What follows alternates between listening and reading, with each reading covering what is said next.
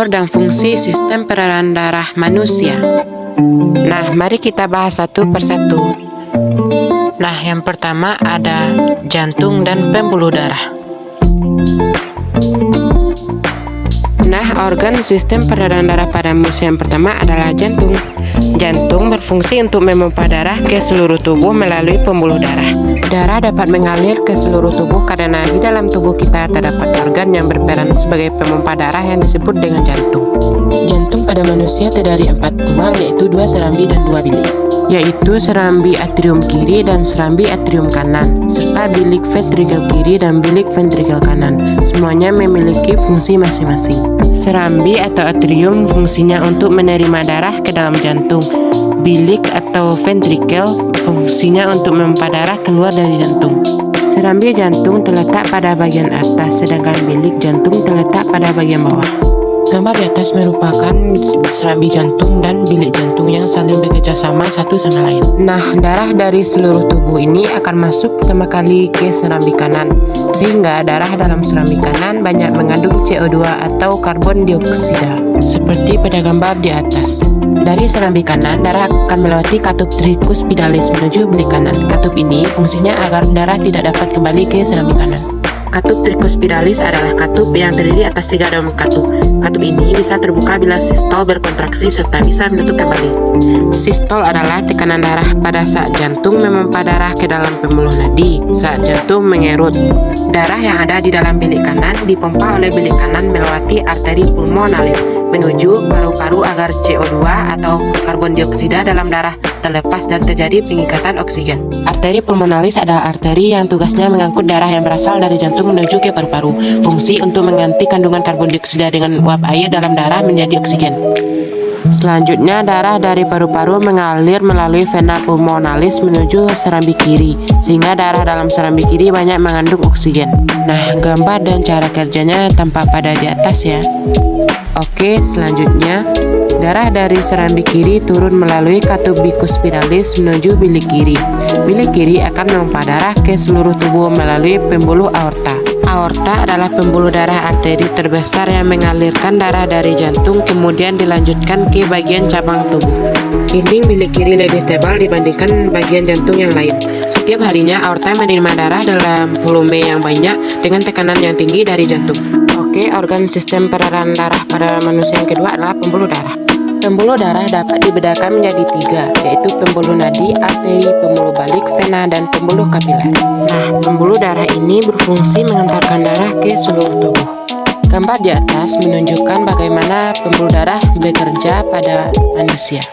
Arteri merupakan pembuluh darah yang mengalirkan darah keluar jantung, sedangkan vena mengalirkan darah masuk ke dalam jantung. Fungsi dari arteri ini untuk membawa darah keluar dari jantung ke seluruh tubuh. Arteri berisi darah yang mengandung oksigen, kecuali pembuluh arteri pulmonalis.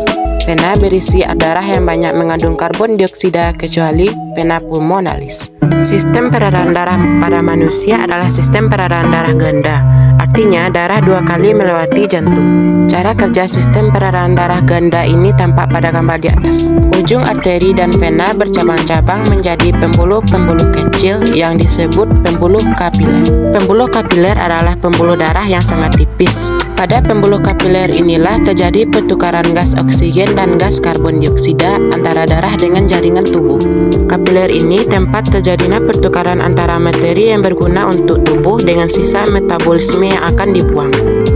Nah, pada tabel di atas merupakan perbedaan pembuluh arteri dan pembuluh vena. Tempat pembuluh nadi atau arteri agak tersembunyi di dalam tubuh, sedangkan tempat pembuluh balik vena dekat dengan permukaan tubuh, tampak kebiru-biruan. Dinding pembuluh nadi arteri tebal, kuat, elastis, sedangkan dinding pembuluh balik vena tipis dan tidak elastis. Aliran darah pembuluh nadi arteri meninggalkan jantung, sebaliknya aliran darah pembuluh balik vena menuju jantung. Nah, denyut pembuluh nadi arteri terasa, sebaliknya denyut pembuluh balik vena tidak terasa. Selanjutnya, katup pembuluh nadi arteri satu pada pangkal jantung, sebaliknya katup pembuluh balik vena banyak di sepanjang pembuluh. Oke, yang terakhir, darah yang keluar pembuluh nadi arteri, darah memancar. Sedangkan darah yang keluar pembuluh balik vena, darah tidak memancar. Nah, teman-teman, itulah tabel perbedaan pembuluh arteri dan pembuluh vena. Semoga bisa dipahami dan dimengerti ya teman-teman semua. Itulah tabel perbedaan pembuluh arteri dan pembuluh vena. Wah, jauh sekali ya teman-teman perbedaannya. Dari sekian banyak perbedaan tadi, ternyata banyak kesimpulan yang dapat kita ambil ya teman-teman. Selanjutnya yaitu peredaran darah pada manusia. Peredaran darah manusia termasuk peredaran darah tertutup karena darah selalu beredar di dalam pembuluh darah. Kenapa bisa ya cara kerjanya seperti itu? Oke, setiap beredar darah melewati jantung 2 kali sehingga disebut peredaran darah ganda. Pada peredaran darah ganda dikenal peredaran darah kecil dan peredaran darah besar. Sistem peredaran darah pada manusia adalah sistem peredaran darah ganda. Artinya darah 2 kali melewati jantung. Oke, mari kita bahas satu persatu. Yang pertama, peredaran darah kecil. Peredaran darah kecil merupakan peredaran darah yang dimulai dari jantung bilik kanan menuju ke paru-paru, kemudian kembali lagi ke jantung serambi kiri. Cara kerja peredaran darah kecil ini seperti di atas. Yang kedua yaitu peredaran darah besar. Peredaran darah besar adalah peredaran darah dari jantung bilik kiri ke seluruh tubuh, kemudian kembali ke jantung lagi serambi kanan. Nah, cara kerja peredaran darah besar ini berbeda dengan cara kerja peredaran darah kecil seperti gambar di atas. Nah, selanjutnya yaitu frekuensi denyut jantung.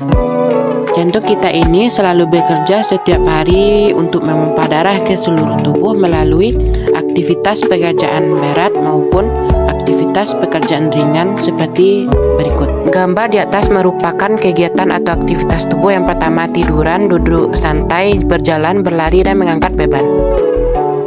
Orang yang melakukan aktivitas memerlukan lebih banyak sumber energi berupa glukosa, gula, dan oksigen dibandingkan dengan orang yang tidak melakukan aktivitas seperti duduk santai atau tiduran. Untuk memenuhi kebutuhan sumber energi dan oksigen tersebut, jantung harus memompa darah lebih cepat. Seperti pada gambar di atas, yaitu berjalan dan berlari. Jenis kelamin pria dan wanita. Pada umumnya, perempuan memiliki frekuensi denyut jantung yang lebih tinggi daripada laki-laki. Kenapa seperti itu ya? Pada kondisi normal, denyutan jantung perempuan berkisar antara 72 sampai 80 denyutan per menit, sedangkan denyut jantung laki-laki berkisar antara 64 sampai 72 denyutan per menit. Nah, berarti denyut jantung perempuan lebih cepat dibandingkan denyut jantung laki-laki. Suhu tubuh seperti seorang laki-laki yang sedang kepanasan dan termometer. Semakin tinggi suhu tubuh, maka semakin cepat frekuensi denyut jantung ya. Hal ini terjadi karena adanya peningkatan proses metabolisme, sehingga diperlukan peningkatan pasokan oksigen dan pengeluaran karbon dioksida dalam tubuh. Mungkin faktor suhu tubuh ini memengaruhi proses metabolisme dalam tubuh. Selanjutnya ada umur. Pada janin, denyut jantung dapat mencapai 140 sampai 160 denyutan per menit. Semakin bertambah umur seseorang, semakin rendah frekuensi denyut jantungnya. Disebabkan karena hal ini berhubungan erat dengan makin berkurangnya proporsi kebutuhan energi. Komposisi ion dalam darah. Berdeyutnya jantung secara normal tergantung pada keseimbangan komposisi ion di dalam darah. Dengan komposisi ion dalam darah, keseimbangan ion dapat menyebabkan bahaya bagi jantung. Nah, teman-teman, itulah struktur dan fungsi sistem peredaran darah pada manusia yang kita bahas kali ini ya. Terima kasih. Assalamualaikum warahmatullahi wabarakatuh.